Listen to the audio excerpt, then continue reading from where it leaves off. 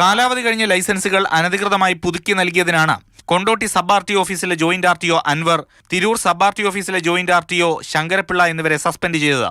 ഇതേ ഉദ്യോഗസ്ഥർ ഉൾപ്പെട്ട 24 അംഗ സംഘമാണ് തിരൂർ സബ് RTO ഓഫീസിലെ 2.25 കോടിയുടെ ക്രമക്കേട് നടത്തിയത്. ദക്ഷിണമേഖല ഡെപ്യൂട്ടി ട്രാൻസ്പോർട്ട് കമ്മീഷണറുടെ അന്വേഷണത്തിൽ വൻ തട്ടിപ്പ് പുറത്തായി. ഗുരുതര ക്രമക്കേടുകൾ കണ്ടെത്തിയ അന്വേഷണ റിപ്പോർട്ട് കഴിഞ്ഞ കുറേ മാസങ്ങളായി ഈ ഓഫീസിൽ പൂഴ്ത്തിവച്ചിരിക്കുകയാണ്. ഉദ്യോഗസ്ഥരുടെ ഒത്താശയോടുകൂടി കുറ്റക്കാരെ സംരക്ഷിക്കാനായിരുന്നുവെങ്കിൽ എന്തിനാണ് അന്വേഷണമെന്ന പ്രഹസനം നടത്തിയത്? കഴിഞ്ഞ മാസം 13-ന് സമർപ്പിച്ച റിപ്പോർട്ടിൽ യാതൊരു നടപടിയും ഉണ്ടായിട്ടില്ല. ഇതിനു പുറമെ മറ്റൊരു കേസിൽ സസ്പെൻഷനിലായിരുന്ന അൻവറിനെയും ശങ്കരപ്പിള്ളയും തിരിച്ചെടുക്കാനും ഉത്തരവായി.